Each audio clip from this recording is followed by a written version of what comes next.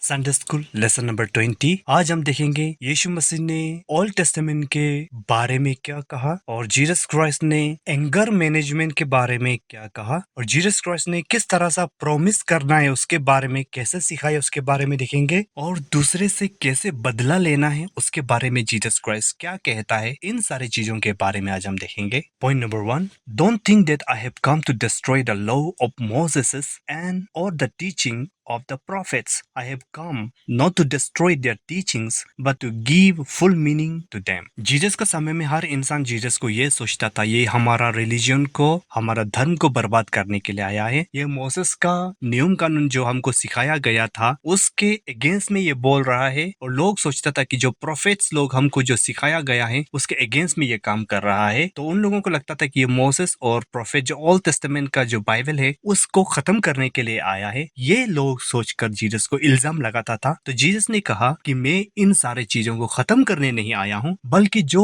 Old testament में लिखा है मैं उसको फुलफिल करने के लिए आया हूँ, उसको कंप्लीटली मीनिंगफुल बनाने के लिए आया हूँ। ये जीसस ने लोगों को कहा। Point number 2, I assure you that nothing will disappear from the law until heaven and earth are gone. The law will not lose even the smallest letter or the smallest part of a letter until it has all been done. Jesus उन लोगों को assure करता है, भरोसा दिलाता है कि ये दुनिया उलट पुलट हो सकता है, ये हेवन और ये अर्थ खत्म हो सकता है, लेकिन जो ओल्ड टेस्टामेंट में लिखा हुआ एक भी वर्ड खत्म नहीं होगा बिना फुलफिल हुए। जो एक भी स्मॉल लेटर भी और स्मॉल एक कॉमा भी, छोटा सा कॉमा भी बिना फुलफिल हुए वो खत्म नहीं होगा। जीसस उनको भरोसा दिलाते हैं। Point number 3, a person should ओबे every command in the law, even one that does not seem important. Whoever refuses to obey any command or teaches other not to obey it will be least important in God's kingdom. But whoever obeys the law and teaches other to obey it, it will be great in God's kingdom. और Jesus Christ उनको भरोसा दिलाने के लिए ये कहता है कि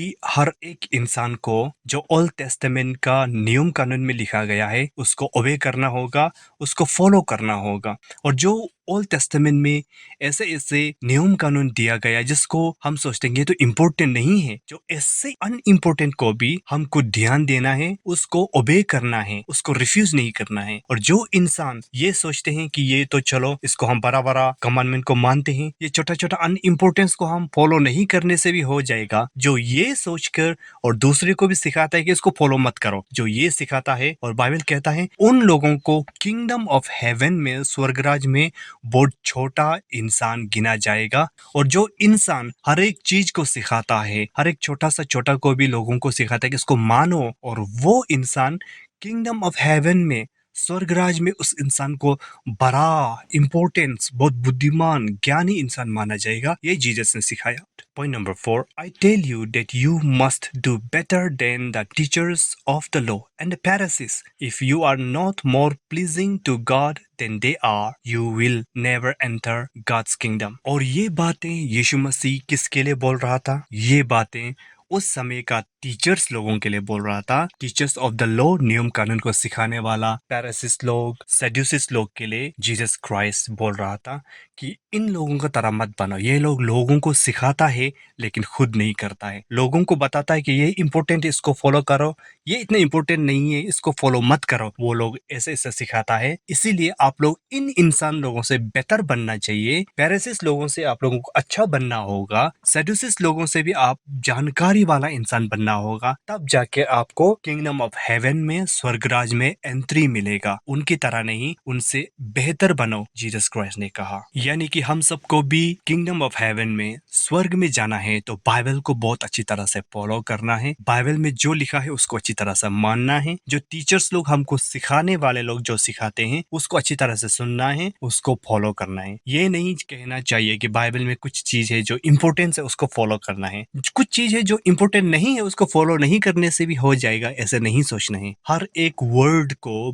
बाइबल में जो लिखा हुआ है वो इम्पोर्टेंट है। हर एक शब्द को पहचानना है, उसको हमको ओबे करना है, तब जाके हम किंगडम ऑफ हेवन में अच्छा इंसान, बड़ा इंसान बनेंगे। अगर हम कहेंगे कि ये इम्पोर्टेंट, इसको मानना है, ये इम्पोर्टेंट नहीं है, उसको नहीं मानना है, तो हम घटिया इंसान बनेंगे किंगडम ऑफ हेवन में। जीसस एंगर के बारे में, गुस्सा होने के बारे में क्या सिखाते हैं, अब हम उस पर ध्यान देते हैं। Point number 5, you have heard that it was said to our people long ago, you must not murder anyone. Any person whom commits murder will be judged. और जीसस क्राइस्ट लोगों को बताता है कि आप लोगों ने पुराना पुराना समय से सुनते आया है, हमारे माँ बाप लोगों से सुनते आया, दादा दादी से आप लोग सुनते आया है, आप लोगों को ये बताया जाता था कि किसी का मर्डर मत करो, किसी को किल मत करो, अदरवाइज आपको भी उस मर्डर का जजमेंट आपको मिला जाएगा, आपको उसका पनिशमेंट मिलेगा। ये हमको सिखाया जाता था। Point number 6, but I tell you don't be angry with anyone. If you are angry with others, you will be judged. If you insult someone, you will be judged by the high court. If you call someone a fool with anger, you will be in danger of fire of hell. Jesus Christ कहता है कि जो हमारे माँ बाप ने किसी को मर्डर नहीं करना जो सिखाया वो ठीक बात है, लेकिन मैं आप लोगों से कहता हूँ उससे भी आगे की बात मैं कहता हूँ कि आप लोग एक दूसरे से एंग्री भी नहीं करना है, गुस्सा भी नहीं करना है। अगर जो कोई दूसरा इंसान से एंग्री करता है, गुस्सा करता है, उसको जज के पास पनिशमेंट के लिए कोर्ट में जाना पड़ेगा, क्योंकि उसने एक दूसरे को इंसल्ट किया है। इसीलिए एक दूसरे को कभी नीचा मत दिखाओ, इंसल्ट मत करो, अदरवाइज ऐसे करोगे तो आपको हाई कोर्ट में जाना पड़ेगा, केस लड़ना पड़ेगा, आपको जेल भी हो सकता है। अगर आप गुस्सा से, नफरत से किसी और को कहेंगे कि तुम ओकोरा है, तुम बुद्धू है, तो उस इंसान को, जो ये कहने वाला इंसान को, नरक का आग में भी जाना पड़ सकता है। इतना डेंजरस है। एक दूसरे को गुस्सा मत करो, एक दूसरे को नफरत मत करो। अगर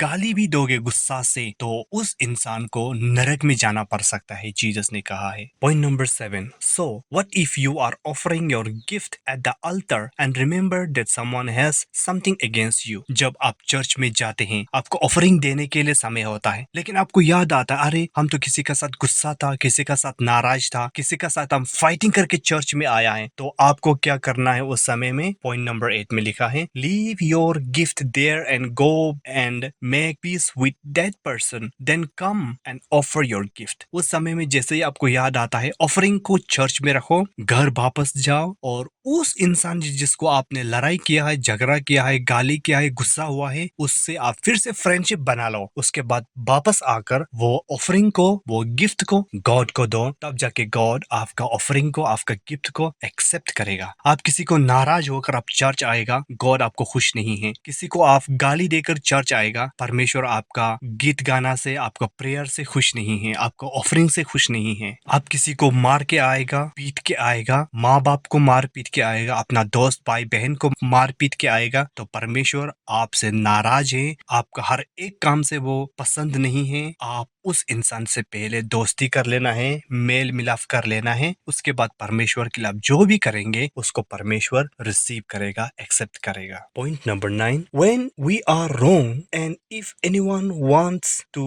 take you to court, make friends with them quickly, try to do that before you get to the court. If you don't, they might hand you over to the judge and the judge will hand over you to a guard who will throw you into a jail. हम Christian लोग हमेशा सही नहीं होते हैं, कभी कभी हम भी गलत होते हैं। जब हम गलत होंगे तो हमको अपना आप को सही प्रूफ नहीं करना चाहिए। हमको गलत होते हुए अपना आप को सही है बोल के कभी नहीं बोलना चाहिए। हम गलत है तो अपना आप को हमेशा हाँ ठीक है मैं गलत हूँ कहना चाहिए। और जिस इंसान को हमने चोट पहुंचा है गलती से, हम गलत होकर, तो उस इंसान से हमको जल्दी जल्दी दोस्ती कर लेना चाहिए, क्योंकि उस इंसान को हम जल्दी से दोस्ती नहीं करेंगे तो वो इंसान हमारा गलती को लेकर हमको कोर्ट में ले जाएगा, कोर्ट में ले जाके केस करेगा। केस करने से हमको गलती पाएगा और कोर्ट का जो जज है हमको जेल में डाल सकता है। इसीलिए कुछ गलती हम भी करते हैं, हमारा गलती को हमको मान लेना है, माफी मांगना है जल्दी से। हमने कभी गलती नहीं किया, हम राइट हैं, अपना आपको डिफेंड नहीं करना चाहिए। और जिस इंसान से हमने गाली खाया है उससे हमें जल्दी से फ्रेंडशिप कर लेना चाहिए। कुछ ज्यादा गलत होने से पहले, कुछ ज्यादा बढ़ने से पहले, आर्ग्यूमेंट्स ज्यादा बढ़ने से पहले हमको माफी मांग लेना चाहिए और जेल जाने से पहले हमको हमको उस इंसान से माफी मांग लेना चाहिए। Point number 10, I assure you that you will not leave there until you have paid everything you owe. और जो इंसान गलती करने का बाद माफी नहीं मांगता है, जो जेल चला जाता है, जीसस क्राइस्ट कहता है कि मैं सच कहता हूँ, उस इंसान को दाम चुकाना होगा। जो उसने गलती किया है उस दाम को उसको चुकाना ही होगा, क्योंकि उसको वो प्रार्थना करेगा, जीसस हमको बचाओ, जीसस बचाने नहीं आएगा, क्योंकि उसने गलती किया है तो उस गलती को मानना ही पड़ेगा, माफी मांगना ही पड़ेगा। अगर वो बोलेगा मैं सही हूँ, मैंने गलती नहीं किया है, उसको छुपाते रहेगा, तो वो जितना भी गॉड को बचाने के लिए प्रार्थना करने से भी परमेश्वर भी उसको बचाने के लिए नहीं आएगा। ये है जीसस क्राइस्ट हमारा गुस्सा होने के बारे में सिखाता है। इसलिए हम सबको गुस्सा जल्दी नहीं होना है, जल्दी माफी मांगना है, जल्दी किसी का साथ में हमको फ्रेंडशिप कर लेना है। अब हम चलते हैं एज ए क्रिश्चियन होकर हमको प्रॉमिस कैसे करना है, करना भी है या नहीं किसी का साथ में, इसके बारे में देखते हैं। Point number 11, you have heard that it was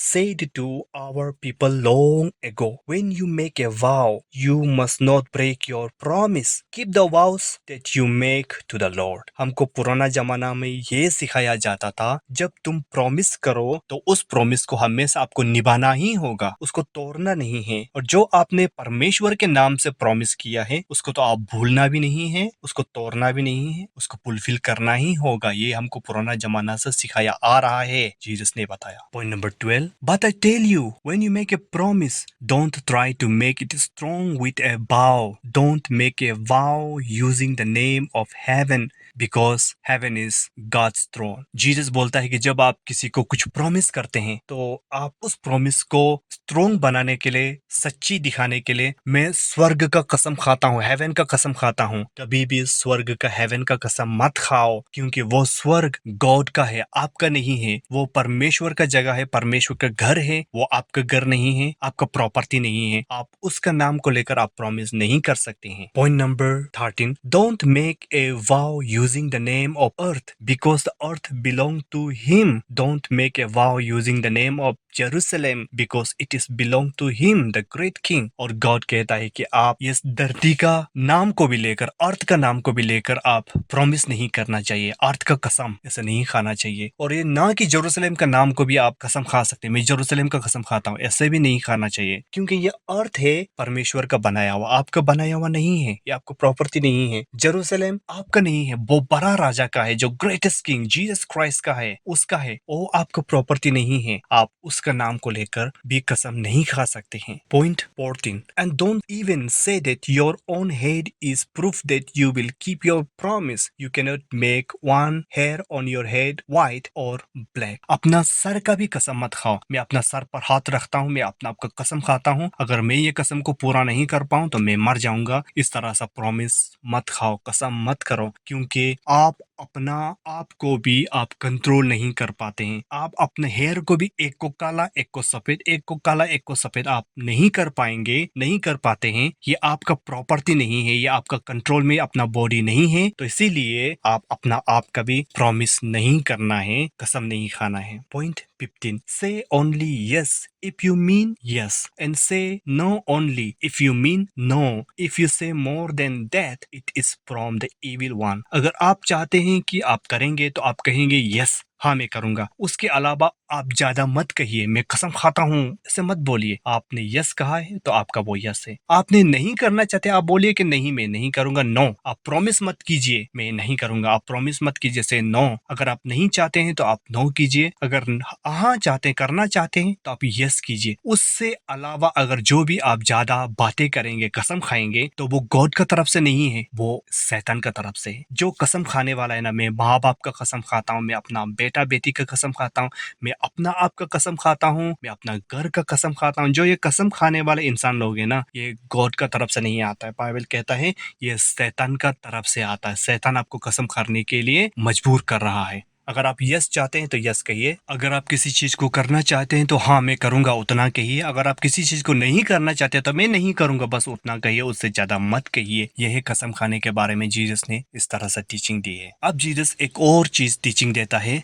कि कैसे हमको दुश्मन से बदला लेना है, उसके बारे में देखेंगे। Point number 16, you have heard that it was said an eye for an eye and tooth for a tooth. परमेश्वर यीशु मसीह लोगों को बताते हैं। पुराना जमाना में से हमको हमारा माँ बाप सिखाते आया है, अगर कोई आपका आंखें को फोड़ दे, एक आंख को फोड़ देने से आप भी जाकर बदला लो, उसका एक आंख को आप भी फोड़ दो। आपका एक दांत को कोई अगर आपको पंच मार के आपका एक दांत गिरा दे, तो हमको सिखाया जाता था कि आप भी जाओ और उस इंसान के एक दांत को मार के गिरा दो, ये सिखाया जाता था। लेकिन जीसस क्राइस्ट क्या सिखाता है? Point number 17, but I tell you don't fight back against someone who wants to do harm to you. If they hit you on the right cheek, let them hit on the other cheek too. Jesus Christ fight back करने के बारे में, बदला लेने के बारे में नहीं सिखाता है। जीसस क्राइस्ट कहता है कि मैं तुमसे कहता हूँ, अगर तुमको कोई इंसान आके एक थप्पड़ मारे, राइट वाला गाल पर अगर आपको थप्पड़ मारे, तो उसको भी थप्पड़ नहीं मारना है, आप लेफ्ट वाला गाल को ऑफर करना है, उसमें भी उसको मारने दो। आप बदला मत लो,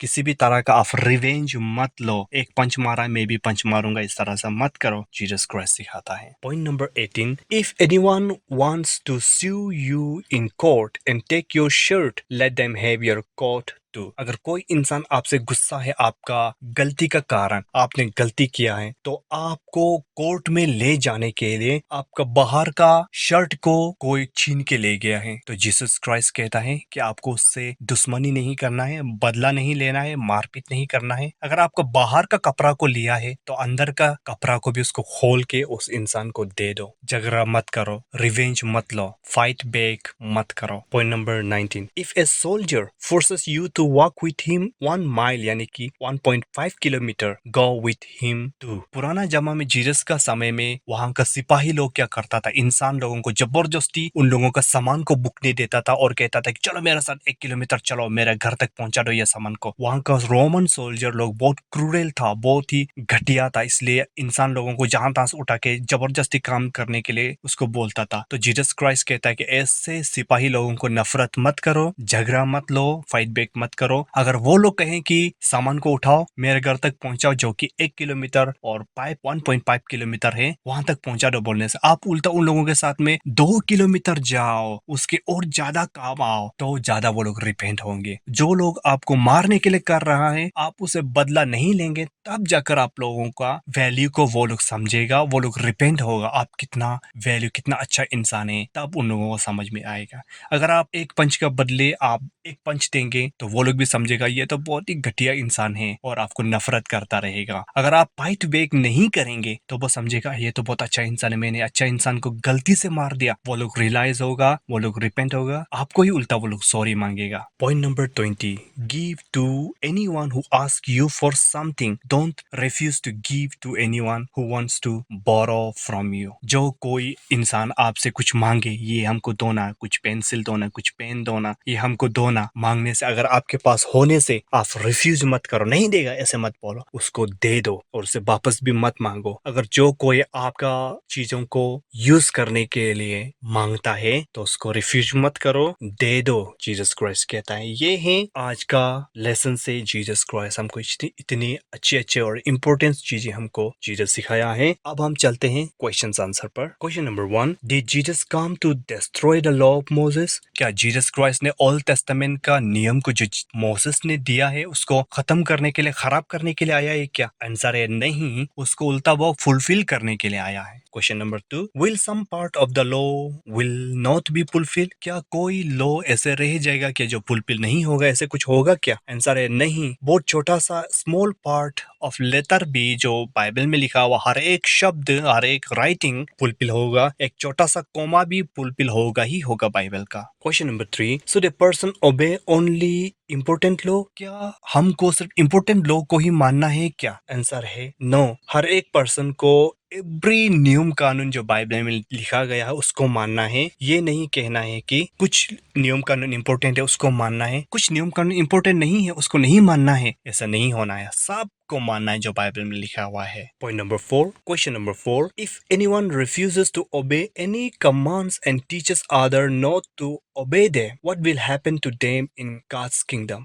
अगर कोई रिफ्यूज करे, ये तो इम्पोर्टेंट नहीं है, इसको हम नहीं मानेगा, और लोगों को भी सिखाए इसको मत मानो, हाँ ये इतना इम्पोर्टेंट नहीं है, उन लोगों को कैसे गॉड का किंगडम में, हेवन में उसको देखा जाएगा, ट्रीट किया जाएगा? आंसर है उन लोगों को सबसे घटिया इंसान करके उसको किंगडम ऑफ हेवन में स्वर्गराज में उसको ट्रीट किया जाएगा, बोला जाएगा। Question number 5, if anyone obeys the command and teach other to obey it, what will happen to them in God's kingdom? अगर कोई इंसान गॉड का वर्ड को, गॉड का नियम कानून को बहुत अच्छी तरह से मानता है और लोगों को भी सिखाता है कि इसको आप लोगों को भी मानना है, तो इस इंसान को गॉड का किंगडम में, स्वर्गराज में कैसे देखा जाएगा? आंसर है, they will be great in God's kingdom. उन लोगों को बहुत बड़ा इंसान माना जाएगा किंगडम ऑफ हेवन में। Question number 6, should we be angry with other? क्या हमको लोगों के साथ में गुस्सा होना है कि नहीं है? आंसर है नहीं, no. Question number 7, should we insult other? क्या हमको किसी दूसरा को इंसल्ट करना है कि नीचा दिखाना है क्या? आंसर है नहीं, no. Question number 8, can we call someone a fool with anger? What will happen if we call someone fool with anger? क्या हमको किसी को तुम ओकोरा बुद्धू कहना चाहिए क्या? अगर ऐसे हम गुस्सा होकर लोगों को इस तरह से कहें तो हमारा साथ क्या हो सकता है? आंसर है, हमको किसी को भी गुस्सा से, नफरत से तुम बुद्धू है, तुम ओकोरा है नहीं कहना है। अगर हम ऐसे कहेंगे तो हम नरक का फायर में जा सकते हैं। Question number 9, when we bring offering at the church and remember that someone has something against us, what shall we do? जब हम चर्च में ऑफरिंग लेके आते हैं और हमको याद आता है कोई हमसे नफरत कर रहे हैं, कोई हमसे गुस्सा है, तो हमको उस समय में क्या करना चाहिए? आंसर है, आपका गिफ्ट को चर्च में रखकर घर में वापस जाना है और उस इंसान को सॉरी बोलना है, उस इंसान से आप फिर से दोस्ती कर लेना है, उसके बाद आप चर्च आना है और उसके बाद ऑफरिंग को देना है, तब जाकर आपका ऑफरिंग को गॉड एक्सेप्ट करेगा। Question number 10, when we are wrong what should we do with other? जब हम गलत होते हैं तो हम उस इंसान के साथ क्या करना चाहिए? आंसर है, उस इंसान के साथ जो राइट है उससे हमें जल्दी जल्दी फ्रेंडशिप कर लेना है, उसको जल्दी जल्दी से हमें माफी मांग लेना है, अपना गलती को मान लेना है। Question number 11, should we make promises? क्या हमको कसम खाना चाहिए क्या?